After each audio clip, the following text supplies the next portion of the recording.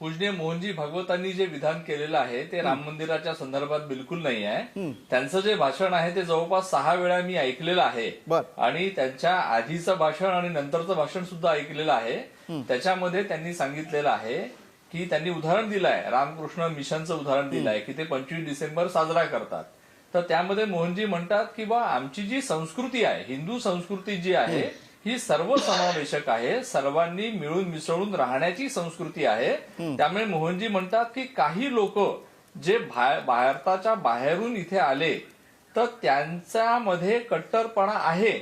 त्यांना असं वाटतं की मिळून मिसळून राहता येणार नाही, परंतु हिंदूंची संस्कृती ही सर्वसमावेशक असल्यामुळे मोहनजी आपल्या भाषणामध्ये म्हणतात की आपण एकमेकांच्या श्रद्धांचा आदर केला पाहिजे आणि आपल्या श्रद्धांमुळे दुसऱ्यांना त्रास होणार नाही याची पण काळजी घेतली पाहिजे.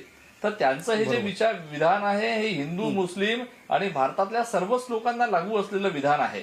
म्हणजे हे एखाद्या विशिष्ट संप्रदायाकरता केलेलं विधान नाही. आणि त्यामुळे मोहनजींचं जे भाषण आहे त्या भाषणाचा जर आपण पूर्ण व्यवस्थित अर्थ काढला तर त्यामध्ये ते म्हणतात की काही लोकांचं राज्य इथे होतं, त्यामुळे त्यांना आताही असं वाटतं की आमचं राज्य येईल. पण मोहनजी पुढे म्हणतात की आता तशी परिस्थिती नाही. आता देश हा संविधानाने चालणारा देश आहे, त्यामुळे सर्वांनी नियम, कायदे, कानून याचं पालन करून आपलं जीवन चालवलं पाहिजे असं त्यांचं म्हणणं. म्हणून मला तुम्हाला विचारायचं, याला पुढे आणखी जोडून तुम्हाला विचारायचं आहे की एकीकडे तर संविधानाविषयी मोहन भागवत जी बोलतात, दुसरीकडे त्यांची जी लाईन आहे ती आता हिंदुत्वाची लाईन दिसत नाहीये, ती थोडीशी धर्मनिरपेक्षतेकडे जाणारी लाईन दिसते आहे. त्यामुळे संघाकडे आजवर आपण हिंदू धर्मांची संघटना किंवा हिंदुत्ववादी संघटना म्हणून पाहिलेलं आहे.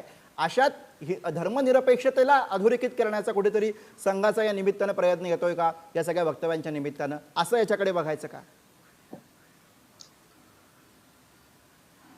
नाही, हिंदुत्व हे धर्मनिरपेक्षच आहे. हिंदुत्वाची जी भावना आहे याच भावनेमुळे या देशातल्या राजांनी विदेशातून आलेल्या तुर्कांना, मोगलांना, पारशांना सर्वांना आपल्या जमिनी दिल्या, त्यांना त्यांचे प्रार्थना स्थळ उभा राहायला त्यांनी मदत केलेली आहे. त्यामुळे हिंदुत्वाची भावना ही सर्व धर्म समावेशाचीच भावना आहे. आणि मोहनजी म्हणतात की जगाला जे हार्मोनी अपेक्षित आहे, जगाला जे सौहार्द अपेक्षित आहे, हे सौहार्दाचा नमुना आपण भारतामध्ये उभा करून दिला पाहिजे. आणि म्हणून ते केवळ हिंदूंना सांगत नाही, मुसलमानांना सांगत नाही, ते देशातल्या सगळ्या लोकांना उद्देशून सांगतात आहे की ही सोशल हार्मोनी, सर्वांसाठी दिलेला संदेश आहे, सर्वांसाठी दिलेला आपण भारतामध्ये निर्माण केलं पाहिजे. बोला.